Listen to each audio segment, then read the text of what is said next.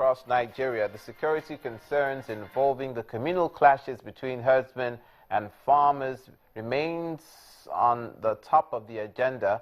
But before we continue, we'd like to remind you that all our top stories, including those ones, can be found on our website, channelstv.com, and on youtube.com/channelsweb.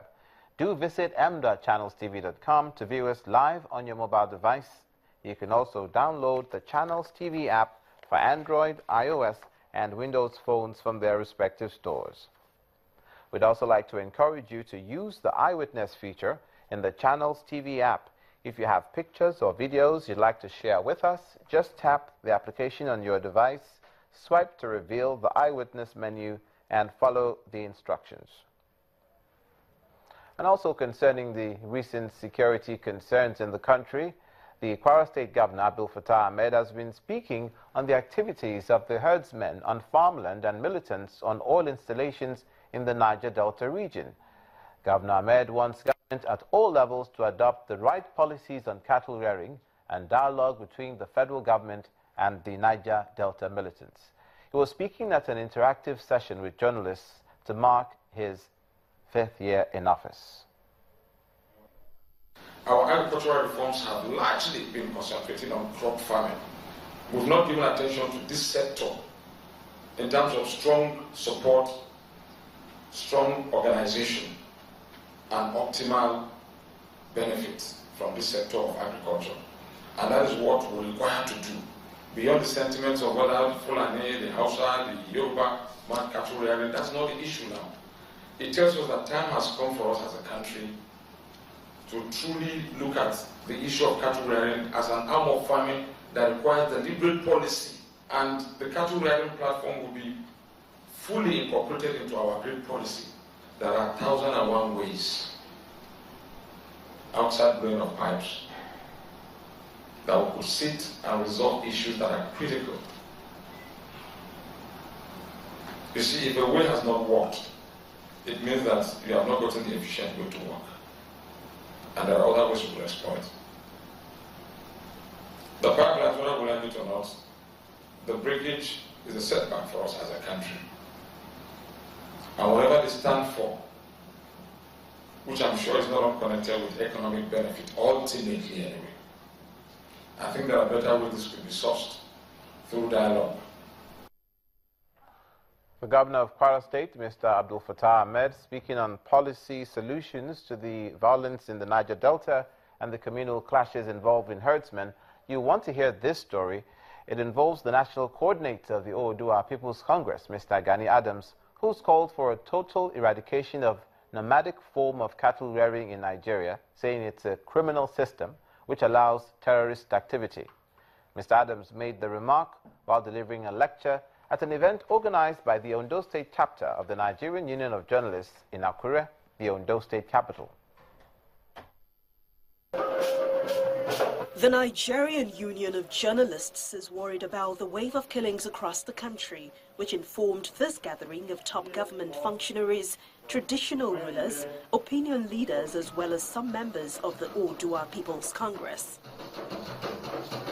This time, it's between the herdsmen and farmers, which has resulted in the destruction of hundreds of farmlands, houses, and many lives being lost. The NUJ Ondo State chapter has organized a one-day lecture titled Herdsmen Farmers Clashes, with what implications for inter-ethnic relations and Nigeria's economy, to commemorate this year's Democracy Day. The guest lecturer, who is the national coordinator of the Oodua People's Congress, Mr. Gani Adams, says the global index indicates the nomadic herdsmen are the 4th deadliest terrorist group in the world. Boko Haram, of course, take the first position. As noted. Governor Samuel Otom of Benoa State has asked the Economic and Financial Crimes Commission to investigate the alleged looting of over 151 billion naira by officials of previous administrations in the state. He made the call at a rededication service of the state and her people to God and prayers for solutions concerning the current socio-economic challenges. Governor Samuel Ortom arrives the IBB Square in company of his top government functionaries. They exchange pleasantries with elder statesmen and the clergy.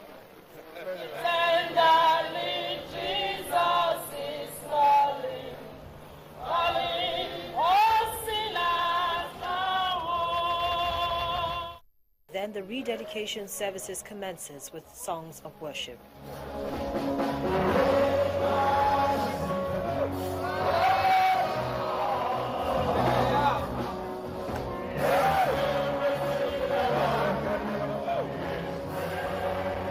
While the pastor, Paul Enenche, teaches on the significance of dedication and submission to God, the governor makes a passionate appeal to the EFCC to help recover looted funds and assets belonging to the state. We are saying, Father, we hand over this land to you. Show yourself.